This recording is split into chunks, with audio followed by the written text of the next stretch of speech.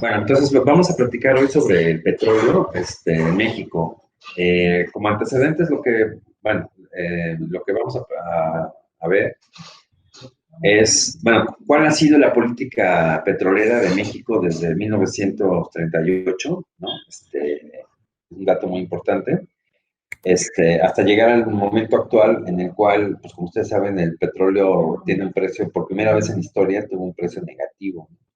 Entonces, el, el petróleo en México es una vía como muy interesante para entender lo que pasa, no solamente en el tema estrictamente económico, sino también como en todo el tema social y político, porque el petróleo, aunque es básicamente es un bien que tiene, bueno, pues un energético además muy eficiente,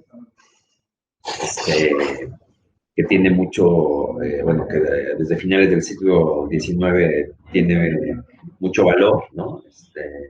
Eh, en México está asociado no solamente como un recurso energético y económico, obviamente, sino como un tema que está relacionado con la identidad nacional y con digamos, con la soberanía nacional, ¿no? Con la soberanía de México, ¿no? Me parece muy interesante la declaración que hizo Rocío Nale, que es la directora de la Secretaría de Energía, en la pasada reunión de la OPEP. Interesante que no haya sido el director de Pemex, sino fuera secretaria de Energía, quien participó en la OPEP. Se entiende que en las reuniones anteriores ya había participado el director de Pemex, porque pues, Pemex tiene autonomía, ¿no? Ahora resulta que no, que regresa y se vuelve a centralizar ese asunto. Y uno de como las argumentaciones que muy constantemente está haciendo Rocío Nale tiene que ver con la soberanía nacional, es decir, significa que no está asociado, o sea, no está asumiendo el tema del petróleo en México como un tema económico y técnico, sino más bien como un tema político. Entonces, analizar lo que ha pasado con Pemex durante todo el siglo XX y lo que llevamos del XXI, pues es una forma como muy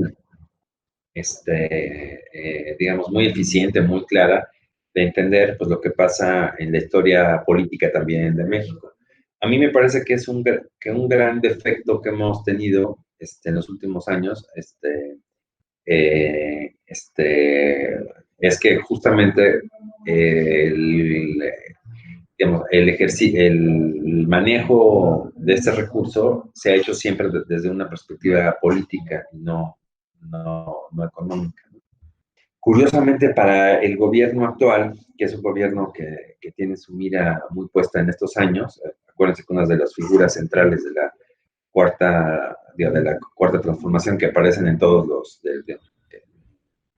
los íconos de todos los gobiernos, en el ícono que usa el gobierno para dar a entender todas estas políticas aparece Lázaro Cárdenas, que fue justamente quien inició este proceso en 1938 y yo les diría que a nivel, digamos, del régimen político que tuvimos, el PRI, pues es el hecho, digamos, posiblemente más importante, ¿no? Es el hecho posiblemente más importante de lo que se conoce como nacionalismo revolucionario del régimen, ¿no? Eh, y me parece que es una losa que hemos cargado como muy fuerte desde ese momento. Quiero analizar y empezar ya a ver como algunos documentos.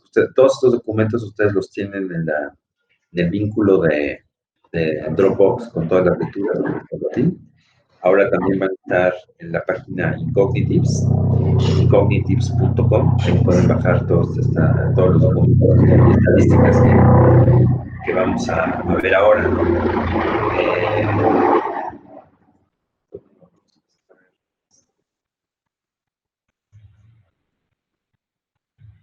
Bueno, aquí aparece, no, ya están viendo una monografía muy simpática sobre la expropiación petrolera. ¿Por qué me parece como muy simpática? Porque es una monografía que abre en marzo, el 18 de marzo, me parece, no sé bien cuándo es, pero bueno, el 18 de marzo, eh, se celebra, ¿no? Sí, aquí aparece justamente, esta monografía es justamente el aniversario que se hizo en el año 88 del, de la expropiación petrolera, 50 aniversario, ¿no? Lo que es interesante es que aunque esto fue en 88, en realidad estas imágenes las hemos usado desde los años 60 y todavía en las papelerías. En México es un dato muy, es un hábito que se tiene como muy generalizado en todas las escuelas públicas y privadas, que es que una forma de investigación que se tiene es que tú buscas es decir, buscas la monografía en la papelería, ¿no? Entonces ahí te la dan, ¿no? En México, como ustedes saben, bueno, la educación está muy centralizada y entonces, bueno, eh, hay un plan único de estudios, hay un libro que se materializa en un libro de texto único, luego fue gratuito en los años 50, pero primero fue único, en los años, que empezó desde los años 30, y entonces este sistema nos, que además está en prácticamente todos los países, sobre todo los países que construyeron su sistema educativo en esta época, en los años 20 y 30, pues tiene un sistema como centralizado donde haya una especie de ideología nacional oficial, ¿no? Y este hecho, el hecho del petróleo, es un hecho fundamental en la política, digamos, energética del país, ¿no? Digamos, en general, en la política general de todo lo que pasa en México, ¿no? Bueno, aquí vemos cómo arranca pues, esta discusión. Yo quise mezclar estas imágenes de la expropiación que está como en la mente de todos los niños del país y que son imágenes y textos con los que hemos crecido, que, insisto, el actual gobierno, que arrancó el 2018, le es muy importante, o sea, le es muy importante. Entonces, si había habido ya un avance en manejar el tema del petróleo más como como un asunto económico, como creo que debió haber sido siempre, pues ahora resulta que se está haciendo se está haciendo desde una perspectiva más política. ¿Sí? Ahí, ahí ¿se oye bien? Bueno, ok. Sí. Entonces, en esta monografía es interesante como lo intercalé con frases de las memorias de Lázaro Cárdenas. ¿Qué es lo que intento hacer? Bueno, pues como que quede claro que este hecho político está muy asociado a la consolidación de un régimen que es muy claro que no es democrático. Supuestamente es un régimen, el cardenismo, es un régimen muy eh, popular y tiene digamos, o por lo menos en la intención, existe como buscar el sacar a la gente de la pobreza, el ligar el concepto de soberanía nacional con el concepto de desarrollo nacional este, y derecho de las masas. Así se hablaba en ese momento, así se refería, así es como el nombre que se usaba para llamar a lo que ahora es la sociedad civil, eran las masas, ¿no? En los años 30 es una forma de entender la política que existe en todo el mundo, o que existía en ese momento en todo el mundo. México pues no era una excepción. Y bueno, me parece muy interesante revisar estas frases. La primera, atender a la organización agraria, cooperativa y sindical del trabajador, protegiéndolo decididamente en sus intereses y necesidades para que el desenvolvimiento de la economía nacional se efectúe bajo la dirección del Estado y bajo este control se encauce el juego de todas las fuerzas económicas para conseguir orientarlas hacia las más completas soluciones de las necesidades nacionales. Entonces, el Estado es el que coordina el asunto, ¿no? Es el que dice cómo, ¿no? Es el que dirige, ¿no? La economía nacional. Otra frase buenísima, me parece, es: en el gobierno una sola fuerza política debe sobresalir. Al presidente de la República, que debe ser el único representante de los sentimientos democráticos del pueblo. El único representante, ¿no? O sea, el presidente se salta toda la Constitución, se salta el Congreso, se salta los diferentes órganos de gobierno y él es el único representante de los sentimientos democráticos del pueblo. La organización colectiva impulsa, obliga a hacer caracteres. El abandono atrofia, matando la fuerza individual. Esta es una frase muy interesante porque ni más ni menos que en Mi lucha de Hitler, esta idea es muy recurrente. El tema de cómo hace falta un carácter político de liderazgo que vaya un poco en contra del egoísmo individualista, ¿no? Recordar que el nacionalsocialismo, pues es un socialismo, ¿no? Entonces, en el socialismo, la labor, digamos, individual no es muy relevante, lo que es importante es la colectividad, que en principio está organizada ya en esa época, no a través de comunidades pequeñas, sino a través del Estado Nacional, ¿no? Entonces debe haber un liderazgo nacional que esté por arriba de los liderazgos individuales y de los liderazgos supuestamente bueno, que buscan no el bien común, sino están buscando solamente el bien individual, y eso genera toda una red, digamos, de conflicto. Un poco la lógica de estos regímenes de los años 30 es justamente que pues ese conflicto social que tiene que ver con la división de clases, de alguna manera con la forma, digamos, de resolver la lucha de clases planteada por el marxismo, pues es a través de un liderazgo nacional que busque como el beneficio de todos, ¿no? Esa es un poco la lógica de estos sistemas, y me parece que es muy clara que es la lógica del PRI. Lázaro Cárdenas, pues es seguramente el miembro, digamos, es uno de quienes contribuyó más a generar el sistema político mexicano, particularmente el presidencialismo, que funcionó en México por lo menos hasta el año 97, ¿no? Y es el único, digamos, personaje de esta época que aparece pues en las figuras de la Cuarta Transformación. Aparece Madero, es decir, López Obrador le da digamos, a la tercera transformación, que es la revolución, seguramente es en la que él más se identifica, y aparecen dos personajes, Madero, y aparece en último, el más contemporáneo de todos, que es Lázaro Cárdenas, ¿no? ¿Qué otra frase así divertida, interesante vemos aquí? El pueblo quiere organización para resolver sus problemas políticos y educativos. Que los obreros se organicen de acuerdo a su matriz de pensamiento, de acuerdo a sus intereses profesionales, y que igual cosa haga el empresario industrial y el poseedor de la tierra. La lucha económica social ya no será entonces la diaria e inútil batalla del individuo contra el individuo, sino la contienda corporativa, de la cual ha de surgir la justicia y el mejoramiento de todos los hombres. El Estado es el que organiza a todos los grupos, no solo a los obreros, también a los empresarios. Acuérdense que por ley, justamente en leyes que se fueron siendo evidentes o se fueron estableciendo a partir de 1934, incluso los empresarios tenían que estar por ley afiliados a una cámara, si eran industriales, a lo que luego se llamó la Canacintra, si eran comerciantes, a las cámaras de comercio, donde había una confederación de cámaras, que es la Concanaco, ¿no? Por ley.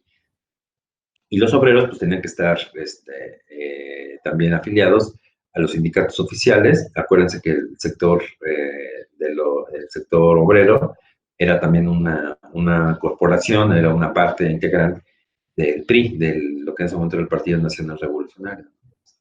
Es decir, el concepto es justo lo que dice esta frase: hay que organizar a la sociedad en organizaciones corporativas para que toda la sociedad pues tenga como una cierta armonía y cierta fluidez, porque si los deja solos, pues va a haber un caos, ¿no? La revolución quiere que el México se gobierne por la democracia, pero esta no podrá perfeccionarse mientras el pueblo no esté organizado para ejercerla. Y es por eso por lo que se trata de reunir dentro del partido a todos los sectores que están interesados en el programa social que habrá transformado nuestro pueblo, sectores que forman la gran mayoría de los ciudadanos de la República. O sea, la democracia está organizada en forma corporativa, con sectores dentro de un partido prácticamente único, ¿no? Eso prácticamente es una declaración que bien podría haber sido de Mussolini o de Hitler, y bueno, pues la hizo Cárdenas, personaje importante de la Cuarta Transformación, que hizo que, bueno, el acto más importante es el tema que vamos a ir entrando ahorita, que es el tema del petróleo. No debe extrañar que el régimen facilite la unión de las clases trabajadoras, así manuales como intelectuales, alrededor del partido. La administración actual, que es consecuencia del movimiento revolucionario de México, reconoce su obligación de reunir a los grupos dispersos para que no actúen anárquicamente. Es muy interesante el concepto de orden y de anarquía, ¿no? Que usa el presidente Cárdenas, ¿no? Si no están organizados, pues están dispersos, están desorganizados, está anarquía, pues es un caos, ¿no? Solo el Estado tiene un interés general y por eso solo él tiene una visión de conjunto. La intervención del Estado ha de ser cada vez mayor y cada vez más frecuente y cada vez más a fondo. Entonces, un llamado al socialismo que al final no se dio, ni siquiera en la época de Cárdenas, pero no deja de ser pues una intención muy clara del gobierno de los años 30, y bueno, sobre la base de muchos de estos principios, pues estaban ya, es decir, ya se encuentran desde la Constitución de 1917 y sobre todo en todas las transformaciones que hubo posteriormente, ¿no? Pero en el gobierno de Cárdenas, que es el gobierno más popular y que me parece que ha trascendido más de todos los gobiernos de la revolución o de la posrevolución, pues es muy clara la intención de ir avanzando sobre un sistema centralizado, un sistema socialista, ¿no? Si el Estado organiza la producción basándose en el consumo nacional y en la exportación necesaria, podremos ver a México con situación privilegiada. La producción dispersa, ignorando la cantidad que podemos consumir, agotará más nuestra economía. Urge que el Estado intervenga en fijar lo que el país debe producir y organizar la distribución comercial. Esto indudablemente que traerá beneficio enorme al país, por lo que la misma organización económica del Estado se fijará en el interés que debe percibir el capital, lo que deberá participar el trabajador y la contribución que corresponda al mismo Estado. O sea, el Estado es el que parte, reparte, organiza, distribuye, planea, dice incluso lo que debe de ganar el capital, acepta que hay un capital al menos, eso sí lo acepta, y también define lo que es cada trabajador. Sí. Sí, dime. ¿Me puedes decir dónde está lo divertido en esas aseveraciones? Tú dijiste que está divertido. A ver. Estoy aquí, espérame, déjame, es que no te veo. A ver, espérame un segundito, deja de compartir. Ya, a ver, ya estás ahí. Hola, ¿qué onda? ¿Cómo estás, Francisco? Bien, bueno, que te conectes, porque si no ya está. Oye, a ver, pero sí, ¿qué me preguntaba? ¿Dónde está lo divertido en las aseveraciones de Cárdenas? Ajá. Así tú dijiste que está divertido. O sea, como que te hizo ruido ese tema, que está divertido. Bueno, porque, o ¿dónde está la falsedad? Ajá, ok. O sea, a mí lo que me parece es que está divertido porque, obviamente, para mí me parece divertido. Entiendo que no para todo el mundo. ¿Por qué me parece divertido? Pues porque son frases que están como fuera, es decir, si las leemos en el contexto, digamos, 2020, pues son frases totalmente descontextualizadas, ¿no? Me parece, ¿no? O sea, a ver, ahorita, ¿qué presidente puede decir, a ver, semejante barbaridad, ¿no? O sea, sí, o sea, solo el presidente de la República tiene, representa, digamos, los sentimientos democráticos del pueblo. Pues, ¿quién lo puede decir? ¿Quién puede decir que el Estado es el que va a repartir o que va a decir lo que va a ganar el capital, lo que va a ganar el... No, a ver, hay que organizar a la masa. Pues, a ver, un poco el concepto liberal actual que ya está más o menos presente en la Constitución actual, pues es que cada quien se organiza, ¿no? Y tú te afilias a lo que tú quieres, ¿no? O sea, el tema de una afiliación a un sindicato es válida, los sindicatos deben existir, pero es una afiliación de cada trabajador, ¿no? Así debería ser. Por ejemplo, las afiliaciones es un asunto que quedó en el limbo, pero las afiliaciones de las empresas a las cámaras o a las confederaciones de empresarios está en el limbo porque nunca cambió, un día se quitó y quedó como indefinido, pero sí era una digamos, una práctica donde todos los empresarios, por ejemplo, mi papá tenía una pequeña fábrica de mosaicos, bueno, pues tenía que estar afiliado a la Canacintra, a fuerza, ¿no? O sea, por ley, tenía que pagar su cuota y era un tema de que si no la podían clausurar, entonces cada semana, cada año no era mucho, era una fábrica pequeña, pero ya tenía que pagar su cuota. Y lo invitaban a las asambleas, incluso mi papá tuvo algún puesto allí en el área de construcción, fue director, no sé director, pero había como coordinador de los fabricantes, de ese tipo de cosas. Y finalmente era muy claro como el interés del gobierno de tener organizados a los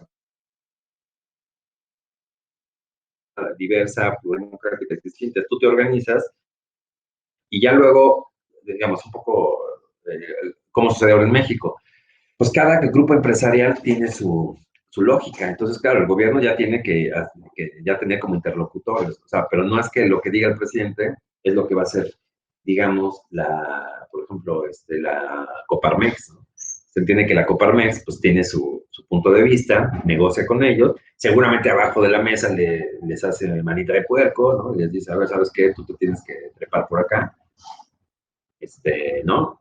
Y tienes que hacer ciertas cosas, pero ya no es desde una posición de sumisión, donde es el Estado el que organiza y es el que dice cómo, ¿no? Entonces, en realidad, la autoridad viene de arriba y entonces el Estado es el que dice lo que vas a ganar, qué vas a producir, cuánto vas a distribuir, o sea, como que hay un concepto de planificación, como existía en los sistemas socialistas, o por ejemplo, como existía en los capitalismos de Estado de esa época. Por ejemplo, en esa época, bueno, poquito tiempo después, pues arranca la Guerra Mundial, y entonces, bueno, los estados centrales en una situación de emergencia, pensemos en Alemania, pero también pensemos en Estados Unidos. En Estados Unidos, pues el gobierno de Roosevelt pues, llegó a un acuerdo con la Ford, que se puso, y con la General Motors, que se pusieron a fabricar tanques. Y entonces había muchísimas restricciones. Y es interesante, pero no es tan distinto a lo que pasa ahora con el tema del COVID, ¿no? Con el tema del COVID y es uno de los riesgos más fuertes que tenemos, que incluso se van a manifestar después no sabemos qué va a pasar una vez que pase esta contingencia, pero ahora los estados se han tomado demasiados atributos que yo sospecho que no fácilmente los van a querer ceder después. Por ejemplo, ahorita quienes fabrican todo el tema médico, pues no pueden exportar, por ejemplo, es una restricción que existe, ¿no? No lo pueden exportar porque está el concepto que no, que eso lo primero es abastecer al mercado nacional. Claro, no se dan cuenta que a veces esas empresas que en el mercado nacional no hay una demanda de eso o ya está, porque ya está esa empresa, ya le vendió, o a veces son cadenas de suministro nada más. No es que tú hagas digamos, los ventiladores o los respiradores completos, tú haces una parte, entonces tú, es decir, o sea, tú haces una parte del sistema y luego lo vas a ensamblar en Estados Unidos y luego ya en Estados Unidos hay hospitales mexicanos que lo van a comprar, pero si tú no permites que las empresas que están maquiladoras o que están en el norte, en Tijuana, le vendan a estas, pues entonces al final esos ventiladores tampoco van a llegar a los hospitales mexicanos, o sea, se va a meter un problema. Bueno, pero es un atributo que el Estado en situaciones de emergencia siempre tiene. ¿Qué pasa en una situación normal? A lo que habíamos llegado es que básicamente la sociedad y la economía se organizan de una forma bastante descentralizada y bastante autónoma, ¿no? Entonces, bueno, regresando a tu comentario, esto me parece que, o sea, este tipo de frases descontextualizadas, pues me parecen divertidas. ¿Por qué? Porque nadie las repite. O sea, todo el mundo cita a Cárdenas, así como el Tata, a ver, no, es que Cárdenas dijo. Pero las frases que además están escritas, que ya no se pueden censurar, pues, que hablan claramente de una tentación y de una vocación, sí social, hay que reconocer que sí social, pero totalmente autoritaria, ¿no? O sea, esa está presente en sus entonces, bueno, yo quise arrancar esta discusión digamos, de petróleo, justamente con el planteamiento que ya lo hemos comentado en algunas otras clases, de cómo el petróleo no es o sea, no es solamente en México, no es solamente un recurso natural o un recurso económico, sino hay un tema totalmente político al respecto, ¿no? O sea, totalmente político. O sea, es un tema, porque parte de eso es un hecho histórico que ayudó de una forma muy importante a la consolidación de un régimen que estaba fundamentado pues, en el control político. Era un sistema, no estoy diciendo que no haya traído beneficios, es otro tema, seguramente sí los trajo, estabilizó al país, generó crecimiento, pero bueno, no un sistema autoritario. Eso es un poco lo que quiero hacer. Y el petróleo, toda la discusión que hay, desgraciadamente, hasta hoy, y seguramente hoy con más razón, o con más fuerza que en el pasado,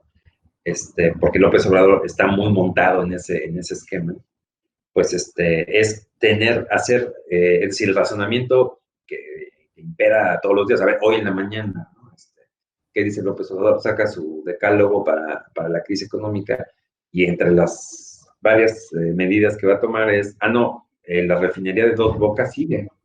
A ver, tú te podrás a fabricar petróleo cuando el petróleo tiene precios negativos, o sea, digo, como que es un tema que no, cuando no hay una demanda de gas, cuando, digamos, la capacidad instalada mundial de refinación ya está, es decir, el razonamiento que está haciendo sobre lo que de inversión, la creación de empleos, es un razonamiento que sigue inspirado básicamente en un razonamiento político, ¿no? Eso es lo que está haciendo.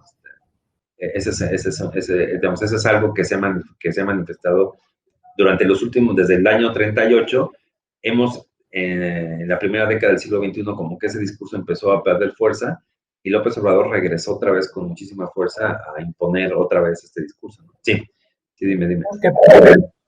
Para cuando hay otra situación de demanda. O sea, se puede seguir ahorita con efecto multiplicador, hay trabajo, y para cuando esté terminado Dos Bocas, pues ya no va a estar el coronavirus. O sea, no va a estar el coronavirus, pero es cierto, o sea, porque eso, a ver, yo creo que es más, ya no va a haber ni demanda de petróleo, yo creo, ¿no? Pero bueno, porque no se va a hacer. Al contrario. O sea, va a ser no, porque pues el petróleo dura, o sea, la tendencia es más bien como a la baja. Ok, pero a ver, lo que intento, es cierto eso que dices, ahorita fue una caída, pero bueno, es una señal a futuro, seguramente no va a tener negativo, es cierto. Incluso los contratos de futuros de Pemex están en el orden de $15, no están negativos, ¿no? O sea, ayer Pemex sí pagó porque se llevaron el petróleo, porque la producción seguía, no tenían dónde almacenarlo, y entonces había que pagar para que se lo llevaran, ¿sí? Porque no había dónde, o sea, la gente, entonces técnicamente sí tuvo un precio negativo, un día, pero lo tuvo. Ahora, esa es una señal, eso nunca había pasado en la historia, en todo el mundo, y entonces, bueno, es una señal que hace que tú dices, bueno, a ver, seguramente esto es un tema temporal, claro, el coronavirus es temporal, y sí es cierto, absolutamente, ¿no? Pero no dejas una muy mala señal, o sea, es decir, si tú hicieras un razonamiento nada más económico de lo que está pasando, seguramente no estarías pensando en hacer una refinería, ¿no? O sea, no estarías pensando hacerla. Lo que me parece muy claro es que el razonamiento que ha existido en los últimos 70 años y que no sabía, o sea, que claro, yo tengo una visión, ya lo sabes, donde me parece que lo óptimo, y es un poco a lo que quiero un poco ir entrando, lo óptimo, porque hay mucho ruido, es que se tenga un razonamiento totalmente económico, ¿no? O sea, me parece que nosotros como país ganaríamos mucho si el razonamiento que tiene que ver sobre el petróleo no tuviera nada que ver con lo político, sino sí tuviera que ver con lo económico. Y además, bueno, eso no significa, porque luego cuando a los economistas, cuando hablamos de números y de una bola cuando decimos que lo importante es lo económico, parece que somos unos desalmados, ¿no? Pues es que tú nomás ves lo material y así eres, te vale más toda la justicia social y no, pues eso, no, es que eso no lo ven, ¿no? La capacidad de nuestro pueblo, y la puta, empiezan a echar rollos, ¿no? A ver, entremos entonces, entremos a la discusión ética. A ver, lo ético en un país donde hay 50 millones de pobres es justamente enfocar el problema del petróleo desde una perspectiva económica, porque no hay ninguna razón por la que haya un objetivo distinto a maximizar la renta petrolera. O sea, lo que hay que hacer es maximizar la renta petrolera, justamente porque tenemos un país con 50 millones de pobres. Yo lo que te diría es, entrando justamente a la discusión ética y filosófica y todo del pueblo, y eso, ok, entremos a esa discusión. El tema es cómo es posible que estemos gastando dinero que hace falta ahorita para ventiladores electrónicos, que hace falta ahorita para pagar algún seguro de desempleo, son cantidades de inversión muy importantes que no están justificadas económicamente, que no van a generar una renta en el futuro y que sí nos están costando hoy. Eso tiene una connotación ética muy, muy importante, porque ¿qué pasa? Pues resulta que el gobierno está tomando una decisión de administración de un dinero que no es es un dinero que es nuestro. Entonces, estamos hablando de un país que no tiene, por ejemplo, todavía un sistema de salud universal, ¿no? Y resulta que estamos haciendo una refinería que va a servir para muy poco. Eso no es ético, o sea, eso es una inmoralidad, o sea, es más, claro, para llegar a esa inmoralidad yo te doy números, ¿no? O sea, es un poco lo que vamos a ver. Pero claro que tiene un enfoque, es decir, lo que ha sido, la forma en la que se ha llevado a cabo, no es que sea una forma ética, sino es una forma, digamos, basada, me parece, en un discurso político, que eso, no por ser político, lo hace moral, lo hace ético. Al revés, más bien lo que pasa es que a los gobiernos les interesaba tener el control y, a ver, lógico, estamos viviendo, y me parece que ese análisis no lo podemos dejar, digamos, de definir, sino hablamos de un sistema político autoritario y en la voluntad del gobierno no era maximizar la renta petrolera, era tener el control. Claro, y siendo serios, una parte del gasto público que se usó para temas sociales, desde luego que vino del petróleo, ¿no? Desde luego que vino de petróleo, ese es un hecho, ese es un hecho. Pero el enfoque básico no era un enfoque de bienestar social, sino era un enfoque básicamente de control. Está muy claro en las frases de Carmen. Sí, sí, dime. Entonces podemos concluir, bueno, no que se acabe la clase, sino nada más en el tema, de que el administrador, que es el presidente de la República, está administrando mal. Yo creo que sí, exactamente. Sí, Pero ¿cómo lo demuestras? A ver, pues ahorita dame chance, ¿no? Dame chance. Vamos viendo como alguna, vamos viendo algunos numeritos, ¿no? Que me parece así como muy, muy interesante.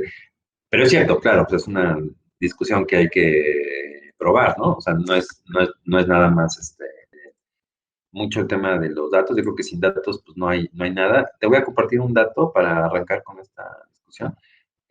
Toda esta información la tienen bueno, en las lecturas que ya se les ha compartido. Y también a ver, lo que estoy haciendo ahora, aprovechando la coyuntura, que es que estas clases las estoy grabando, las voy a editar y las voy a subir a un sitio, el sitio Incognitives, y entonces toda esta información va a estar lista ahí también, ¿no? Quiero hacer lo que ahora se llama un webinar, ¿no? Que yo creo que, pues como me quedan bien bonitas las clases, pues que queden grabadas, ¿no? Entonces, no, sí, está bien. sí, está padre, ¿no? Quedan ahí como, luego las subimos a un canal que se llama Nox TV en YouTube y pues ahí quedan listas, ¿no? Entonces, a ver, les voy a compartir una pantalla.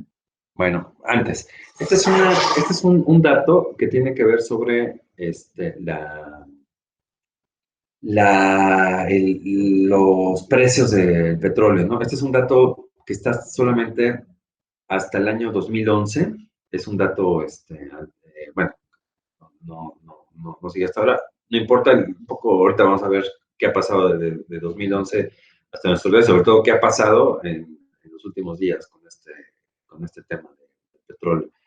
A ver, muy importante, el petróleo, bueno, hay dos líneas, la línea real y la línea que es la roja, y el valor nominal. A veces es más, bueno, en principio tiene más sentido históricamente, el valor real. El tema es que se mueve más, de una forma a veces no más arbitraria.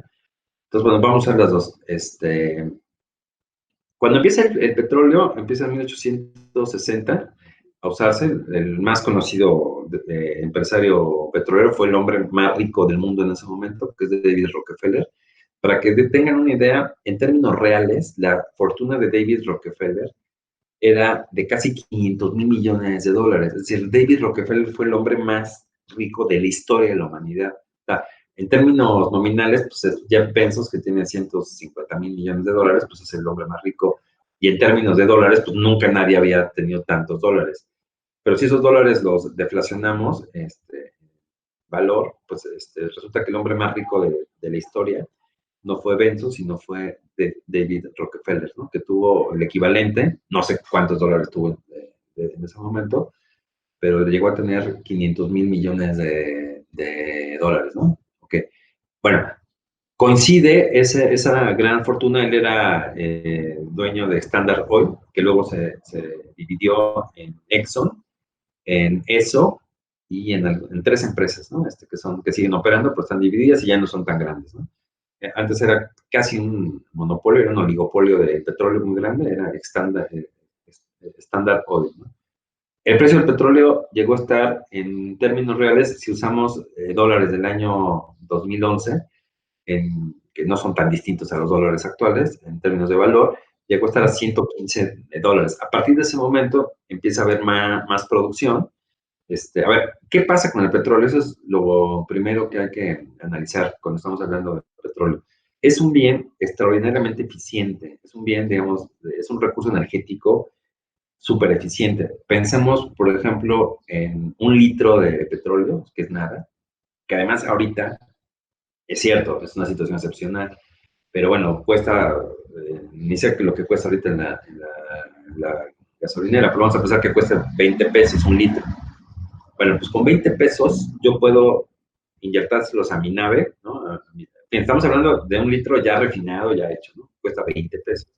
Y con eso yo puedo subir a una familia a un coche que pesa 500 kilos y puedo recorrer sin problema 12 kilómetros, ¿no? Entonces, con 20 pesos de energía, yo me muevo 12 kilómetros, una familia completa. O sea, es muy eficiente. O sea, es súper, súper eficiente.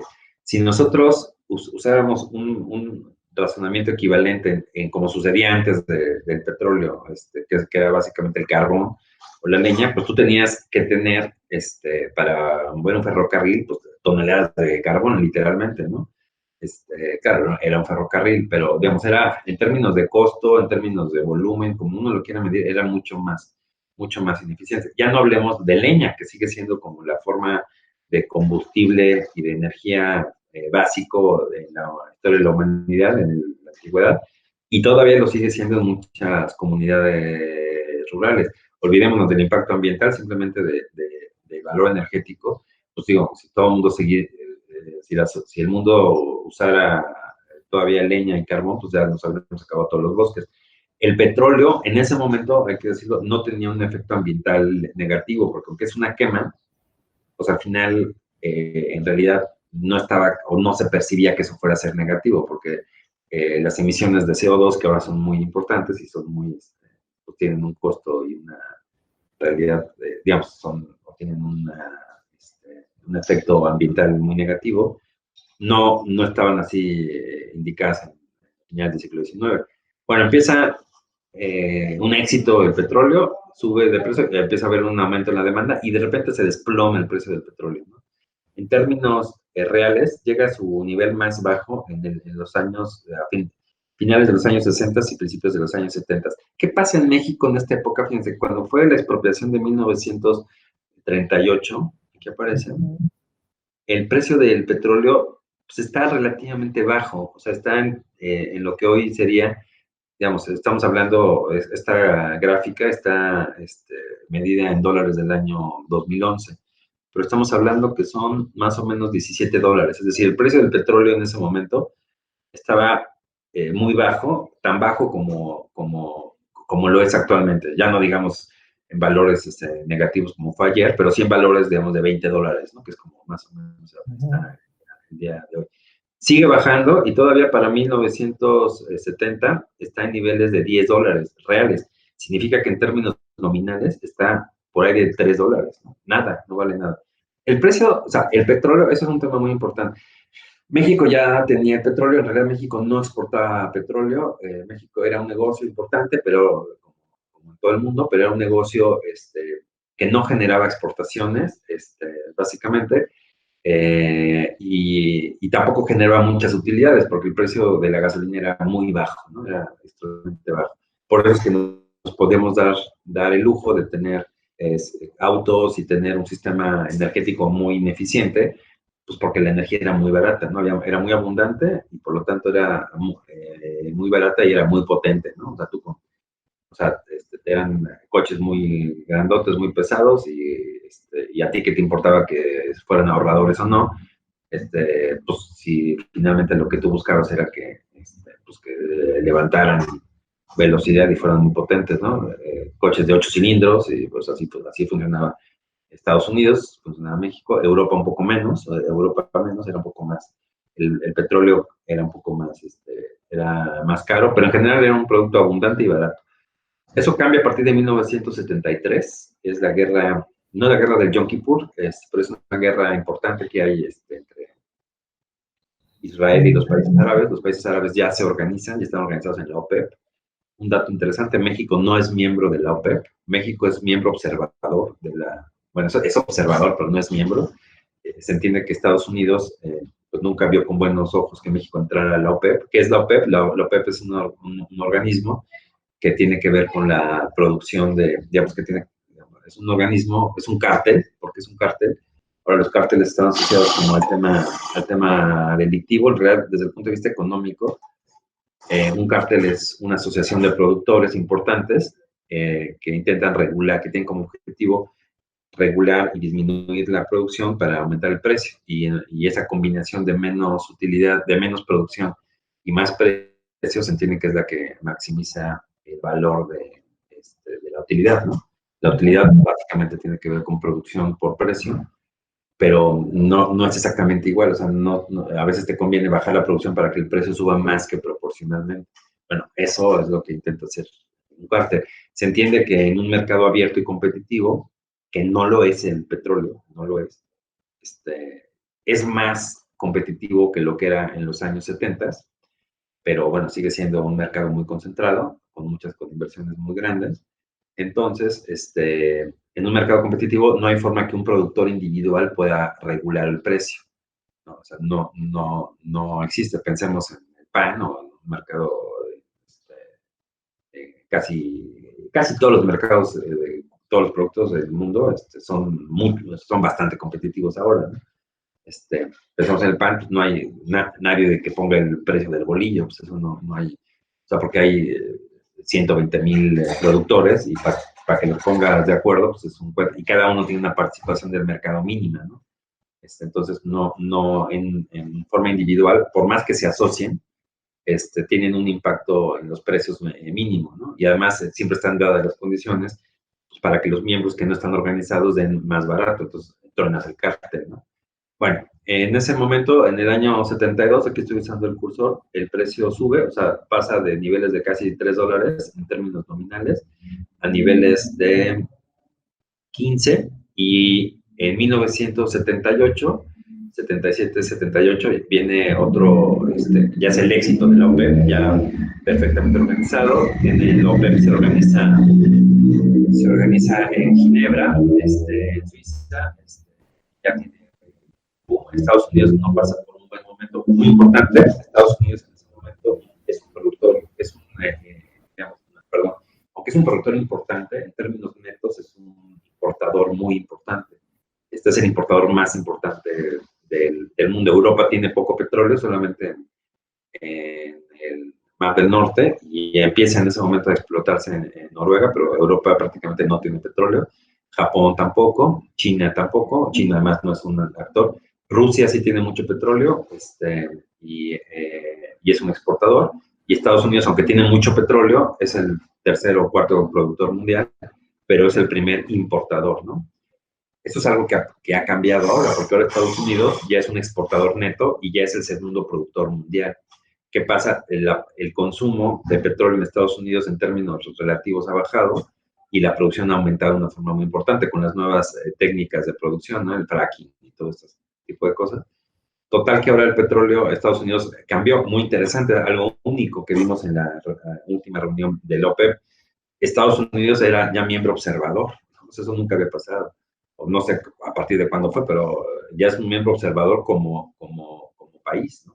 Porque ahora Estados Unidos es más productor que consumidor, ¿no? Ese es un dato interesante, ¿no? Estados Unidos antes era, digamos, como que, dicho de otra forma, la OPEP era un cartel que estaba organizado contra los consumidores, contra Estados Unidos y contra Europa. Ahora eso ya cambió, ahora Estados Unidos ya está del lado de los productores también.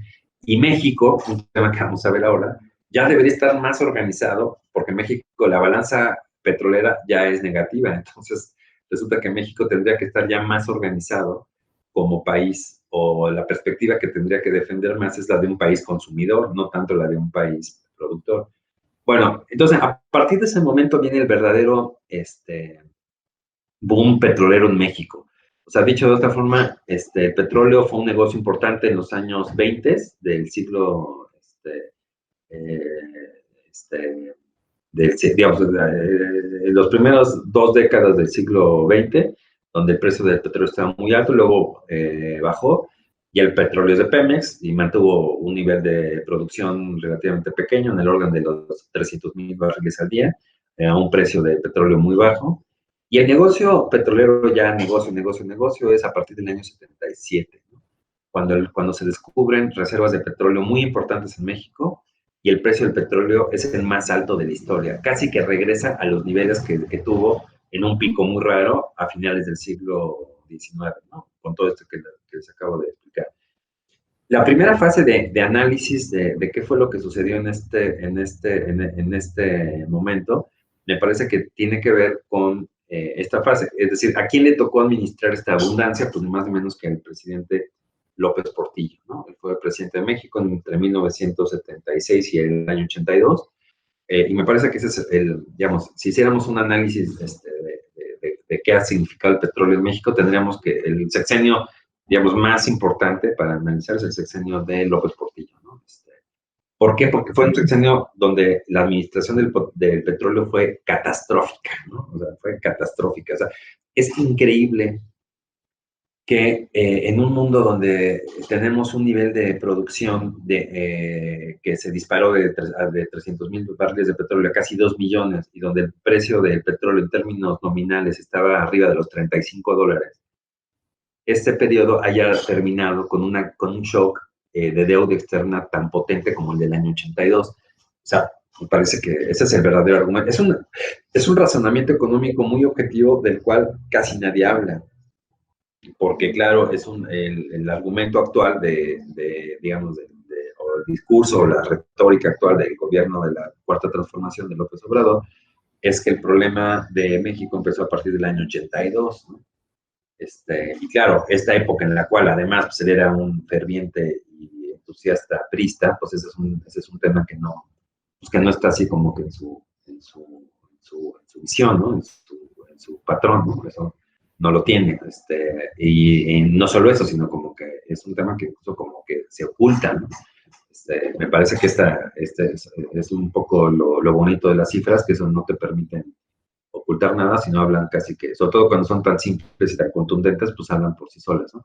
Hay una caída del precio del petróleo que se da básicamente a partir del año 82, empieza una tendencia, no antes, muy importante, el punto más alto corresponde justamente con el año, con mediados del año 81, es decir, ya al final de este periodo, y si vemos la grafiquita azul, pues sí, a partir de 82 hay una caída importante. La caída más importante se da, es decir, el valor más bajo al cual regresamos otra vez se da hasta el año 86, es decir, a partir del año 85, 86, sí hay una caída muy importante del valor del petróleo, llegamos a niveles, digamos, en términos reales, de $15 más o menos, ¿no? Es un valor muy bajo, ¿no? Que en términos reales, pues está, otra vez, nos mandó a los valores más o menos de los años 50, ¿no? En términos reales, ¿no? A partir del año 2002 viene viene la guerra, bueno, empieza un proceso, en 2004 viene la guerra de, de Irak, y el precio del petróleo en términos nominales llega a nivel más alto, llega arriba de los $100, y en términos reales otra vez estamos en un pico muy actual. Un punto interesante, si analizamos, es decir, como todas estas historias, lo que vemos es que ciertos hechos como graves, digamos, desencadenan, vamos a pensar, el coronavirus actual, que es un hecho único, inédito, ¿no? La guerra de Irak en el año 2004, el tema de la guerra de Yom Kippur en el año 73, luego la guerra Irán-Irak en el año 81. Bueno, detonan como que esos, digamos, algunos cambios y generalmente cuando ya acabó la guerra, cuando ya acabó el impacto, muchos de estos cambios permanecen. Es decir, no es que regresemos al nivel anterior. Algo parecido seguramente sucederá ahora con el tema de la digamos, del coronavirus, ¿no? Que, bueno, hubo una caída estratosférica, o sea, lógica, muy importante de la demanda. Ok, esta es una gráfica muy importante. ¿Qué dice? Es solamente Pemex, es el superávit o déficit en millones de dólares, ¿no? En importación y exportación de petrolíferos, ¿no? Viene desde 1977 a 2018, ok. Muy importante. Cuando arranca el boom petrolero en el año 77, México tenía apenas un superávit mínimo, ¿no? O sea, de 2.500 millones de dólares. Este superávit está en términos reales, estamos hablando de cifras millones de dólares, no dice de qué año, deben ser actualizados 2018, ¿no? Bueno, ok.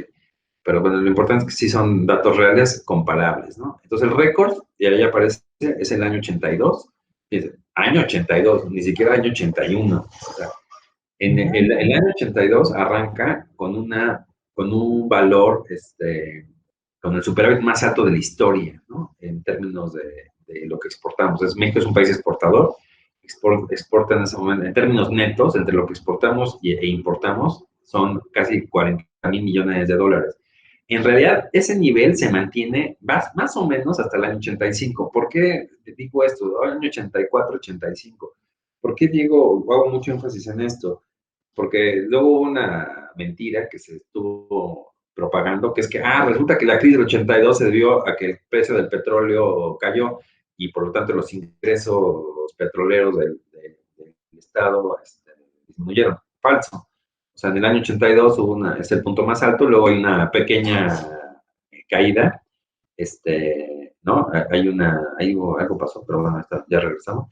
Hay una pequeña caída en el año 81, de 82 en adelante, pero realmente se mantienen niveles muy altos, ¿no? La caída ya fuerte, pues viene a partir del año 85, ¿no? Ya en el año 85 llegamos a niveles de 2000, de los 42.000 millones que teníamos, llegamos a niveles de 13.000, ¿no? Y nos mantenemos como en niveles muy bajos hasta el año 2000, ¿no? Hay algunas caídas, la caída más importante en el año 98, que está, donde tenemos un nivel de 7.500, el dólar y el precio del petróleo estuvo pues, casi que a 11 dólares, ¿no? Un precio muy bajo, luego, pero bueno, va oscilando en niveles reales bajos, ¿no? A partir del año 2004, 2000 y sobre todo a partir del año 2004, empieza, ya lo vimos, a aumentar el valor a ver, aquí lo que estamos viendo es el superávit. Entonces, lo que tenemos es que empieza a haber un aumento en la producción y en el precio, de tal forma que llegamos otra vez a niveles muy importantes. Otra vez, otro récord que tuvimos fue en el año 2006. Ok.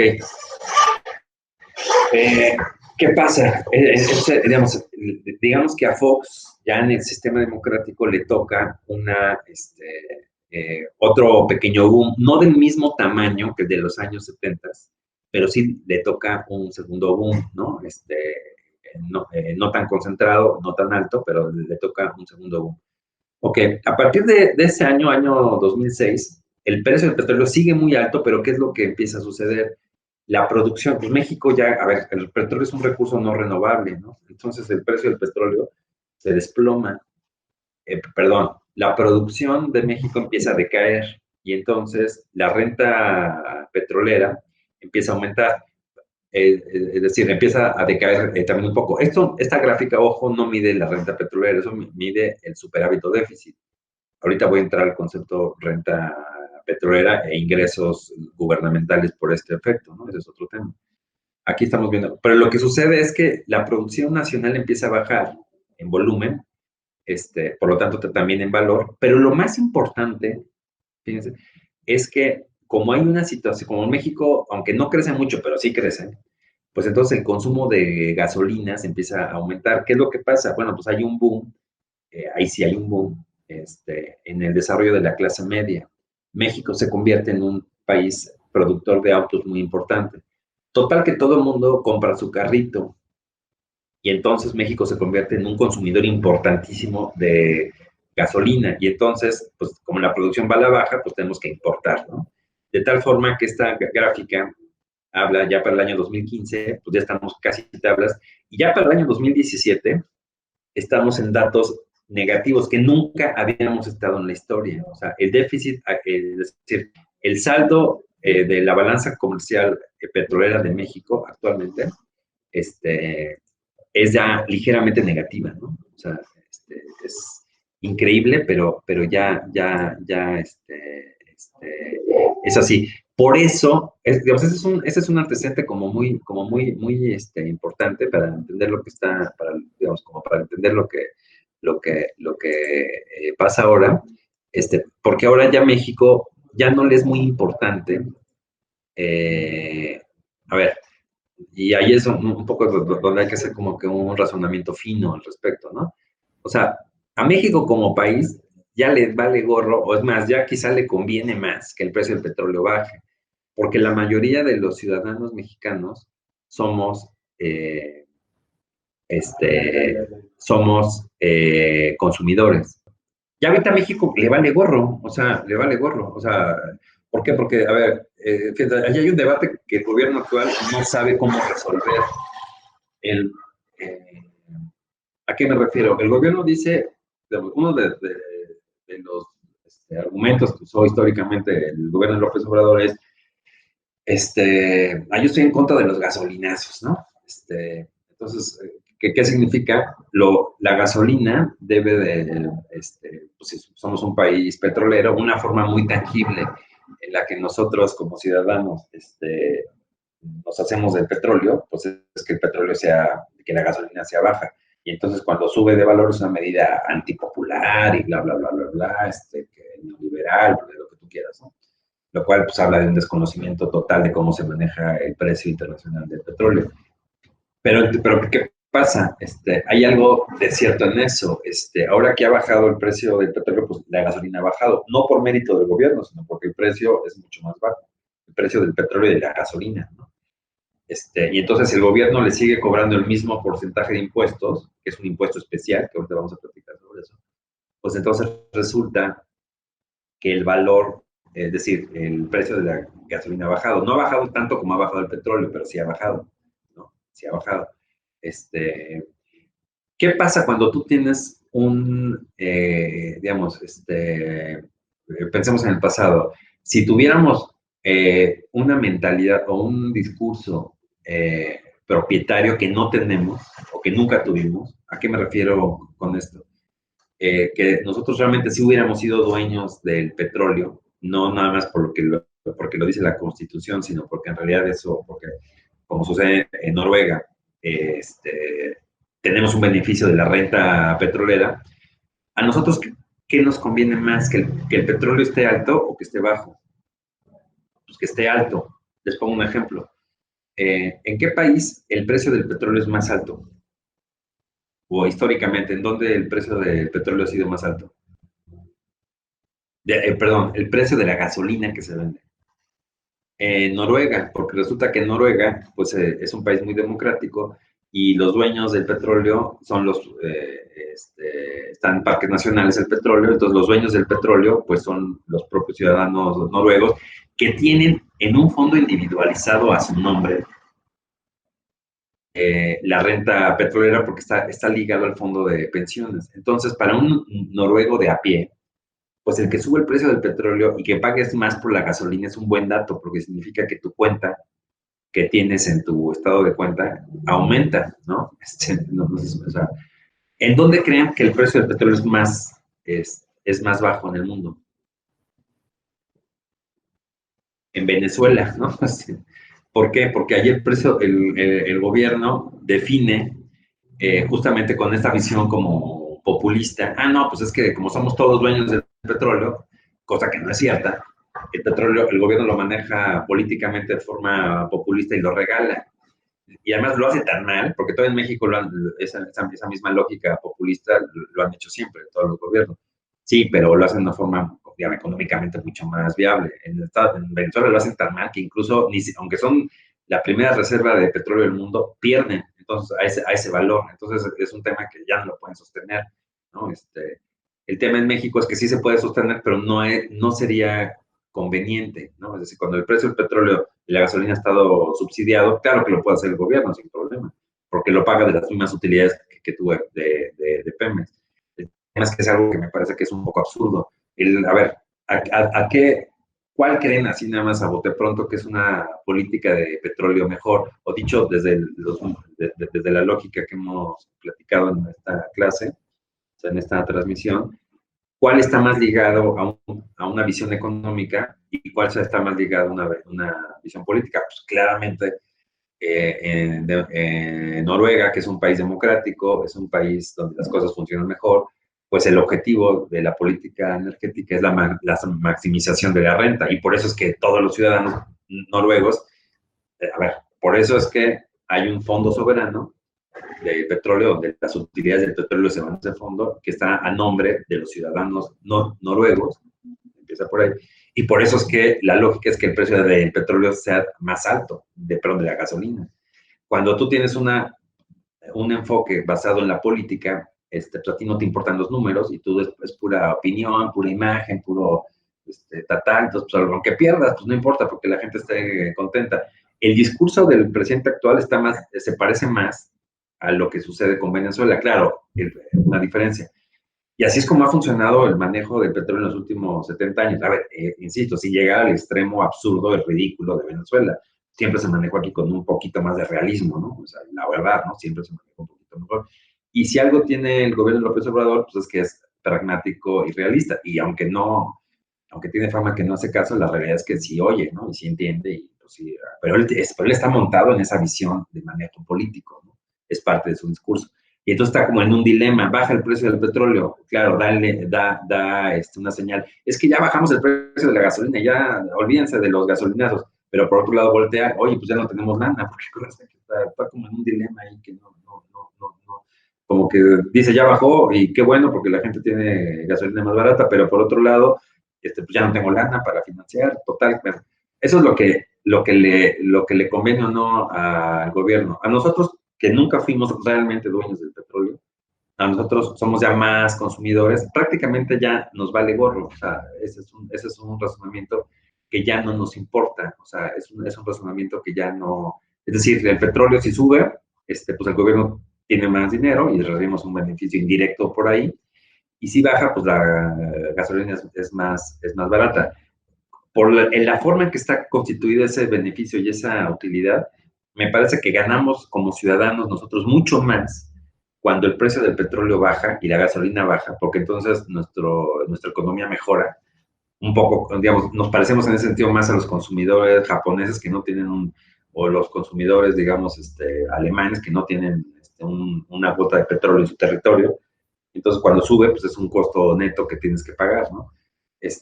México ya se parece más a eso. Y curiosamente, Estados Unidos se parece más digamos, es un cambio que ha habido en los últimos años. Ya se parece más a un productor neto, por eso es que ya es, digamos, ya es miembro del OPEP. Eso no pasaba en México, digamos, en el mundo, en la época digamos, de los años 70, ¿no? Ahí hay una diferencia, digamos, como muy importante, ¿no? Que ya no, es decir, que no sucedía antes, ¿no? O sea, sí digamos, es un cambio en el enfoque. México ya no, pues claro, durante los años 80, sobre todo, después de la crisis del 82, se desplomó el precio del petróleo, bueno, pues esa fue indudablemente, que aunque la gasolina pudiera ser un poco más barata, pero era una pésima señal, digamos, para todos digamos, para los mexicanos, ¿no? Para, en general para el país, ¿no? Eso ya no cambia ahora. Por eso es que, si se dieron cuenta, el valor del peso, después del gran desplome que hubo de ayer, el valor del peso no tuvo prácticamente digamos, ningún efecto, ¿no? O sea, no hubo ningún efecto importante, ¿no? O sea, no hubo, digamos, o sea, el mercado y en general no están viendo como algo negativo para el país en su conjunto y para la economía del país en su conjunto, el que México, digamos, el que el precio del petróleo haya caído para, para México, ¿no? O sea, ya no es un tema así como que demasiado relevante. Me parece importante porque el discurso del gobierno es completamente distinto, porque el discurso del gobierno es salvar a Pemex, ni siquiera salvar el petróleo. Y bueno, a ver, Pemex está metido en un problema, o sea, eso es un hecho. Pemex está metido en un mega problemón, pero eso no significa que sea malo para México, no sé si me explico. Es decir, ¿por qué ya no es lo mismo? En los años 80, pues más de ¿qué les gusta? El 65% de lo que México exportaba, pues era petróleo. Ya no es así ahora. Ahora México exporta 400,000 millones de dólares, de los cuales no más de 20,000 son petróleo. México ya no es una economía petrolizada. Sigue siendo importante para una parte de las finanzas públicas, que es distinto.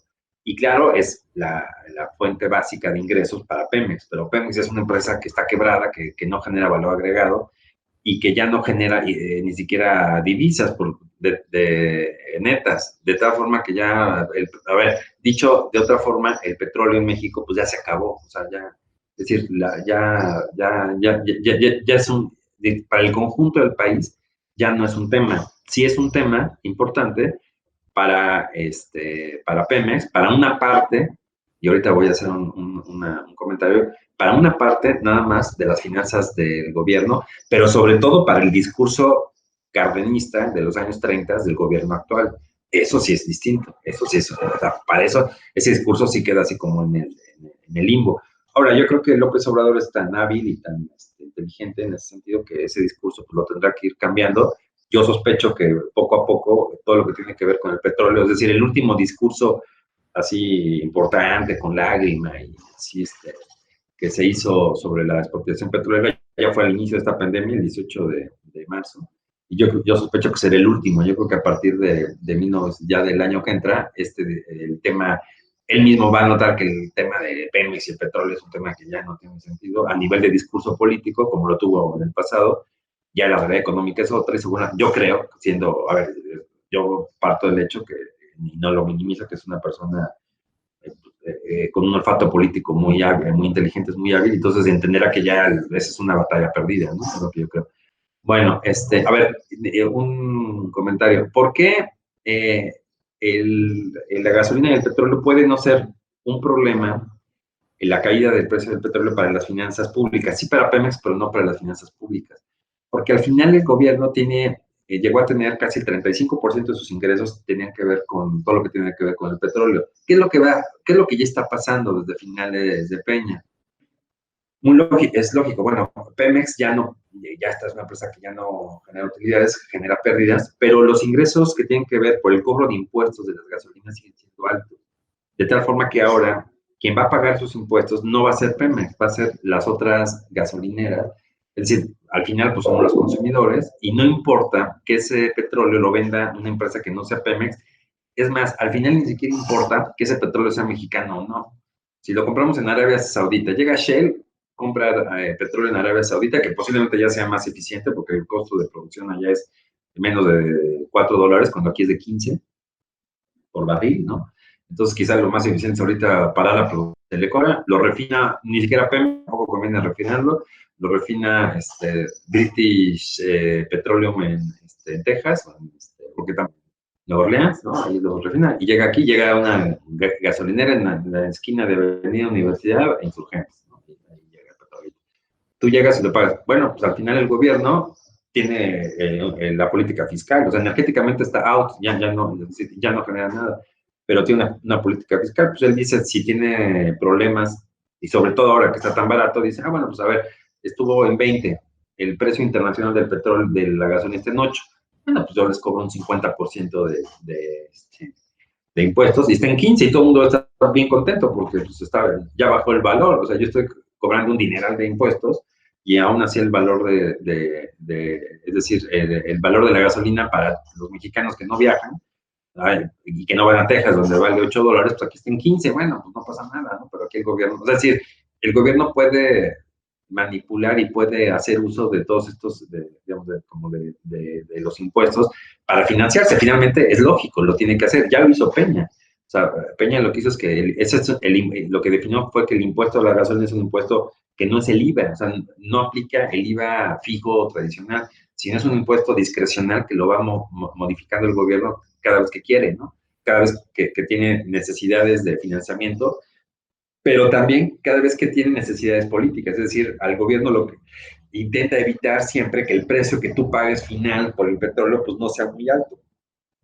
Sí, eso, entonces, claro, entonces, ¿cuál es el estatus que más le conviene al gobierno? Pues que el precio del barril sea muy bajo, porque de esa forma yo puedo, Pemex pues está quebrado, eso ya está descontado, eso ya no tiene remedio, pero de esa forma yo puedo cobrar impuestos altos y todavía el precio que pagan los consumidores mexicanos sigue siendo bajo, no sé si me explico, y el gobierno tiene de dónde financiarse, es decir, el que caiga el precio del petróleo, primera conclusión, ya no es algo negativo para un país que ya tiene un pequeño déficit en el comercio internacional digamos, de petrolíferos, pero también si lo maneja con habilidad el gobierno tampoco puede ser un problema para las finanzas públicas. Bueno, antes de terminar esta sesión, me gustaría enseñarles una gráfica. Voy a compartir pantalla otra vez. Bueno, a ver, antes de cerrar esto, ya entrando ya de lleno al tema político, ¿no? A ver, bueno, aquí un tema así como, digamos, importante. Claro, hay uno puede decir, bueno, así como que hay grandes, tres periodos o cuatro periodos en el tema del petróleo. El periodo del Porfiriato, que tuvo un boom inicial muy importante, luego hay concesiones de petróleo y después que cae el precio del petróleo después de la Primera Guerra Mundial y se mantiene bajo, ¿no? Luego hay un periodo que es el que vamos a estudiar ahora, del nacionalismo revolucionario, que es a partir del año 38, que tiene una parte importante que acaba en el año 76, que es precios bajos de petróleo y niveles de producción baja.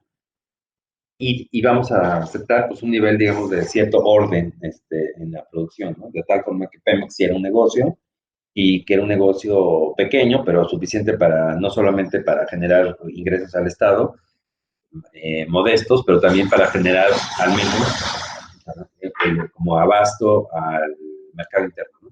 Luego viene dos periodos de boom. El primero, el más importante, que es el periodo que va del año 77 al año 82. Y luego hay otro periodo de boom, que es el que ya comentamos que le toca a Fox, ¿no? ¿Qué diferencia hay entre uno y otro? Eso es un poco con lo que yo me quiero quedar. Fíjense, porque ahorita hay todo un discurso que dice que no, pues que fueron iguales. No, a ver, el desastre del manejo del petróleo fue básicamente en el periodo del populismo años 76-82, y no en el periodo de Fox. ¿Y por qué? Eso no lo entendemos si no vemos esta gráfica. Es decir, lo que es interesante es que si analizamos la gráfica con la tendencia en rosita, donde aparece que es la deuda externa total como porcentaje del PIB, lo que tenemos es que en el periodo del boom petrolero, la deuda pública pasó de niveles del 35%, incluso si nos vemos antes, en el año 73, digamos, el nivel de deuda pública, antes, digamos, del boom petrolero, el nivel de deuda externa estaba en niveles del 20% como proporción del PIB. Cuando arranca el boom petrolero ya había habido una crisis fuerte de deuda, estábamos en niveles del 35%. Pero ese boom petrolero acaba con un nivel en el año 82 de 134%. O sea, eso es lo que tendría que explicar López Obrador y toda la gente que participó en ese gobierno, o que por lo menos no dijo nada. O sea, ¿cómo es posible que haya habido un boom petrolero donde hay un aumento importantísimo del precio y de las reservas y de la producción, por lo tanto, y resulta que quiebras de economía con una cifra de deuda externa superior al 100%, 134%? Cuando cae el precio del petróleo en el año 86, otra vez la deuda externa vuelve a estar a niveles del 130%, es decir, digamos, todo el periodo digamos, que va del año 82 al año 87, pues esa es la gran crisis de los años 80 de México, ¿no? Que el antecedente importante, pues, fue el boom petrolero. O sea, es una crisis que viene después de un boom. ¿Cómo te explicas eso? Pues habla de un desastre en el manejo económico. Ok, luego cae el precio del petróleo y a la vez, pues, los nuevos gobiernos empiezan a tener un manejo de la deuda un poco más,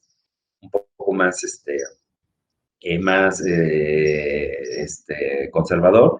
Hay otro crecimiento de la deuda externa importante, otra vez, en el año 95, que es cuando viene a partir de la crisis económica del 94, la crisis que aparece ahí en la gráfica como el 95, los tesobonos que emite el gobierno no son formalmente deuda externa, pero al final, como son convertibles a dólares, pues resulta que es como si fuera deuda externa, y entonces baja el nivel, está otra vez alto, pero de 54%, pero sensiblemente menor al que tuvimos en los años 80.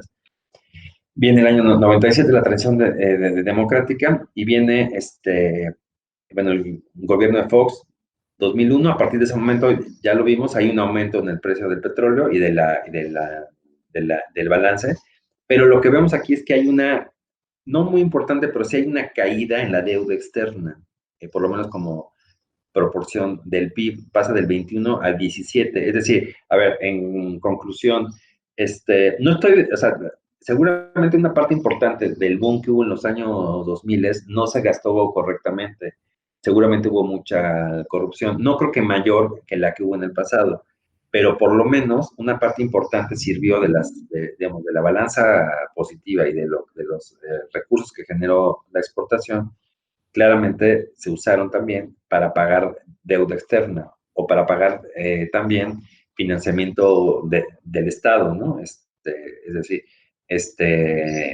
insisto, eso no significa que el manejo petrolero haya sido óptimo, no, pero por lo menos, bueno, pues sirvió para financiar gasto público corriente. No es lo ideal, porque se entiende que si tú tienes un acervo que está generando ingresos en el largo plazo, es decir, un acervo de recursos no renovables, pues lo tienes que sustituir no por gasto corriente, sino por gasto de capital, ¿no? Es lo que te dice como una regla de inversión básica. No fue así, ¿ok?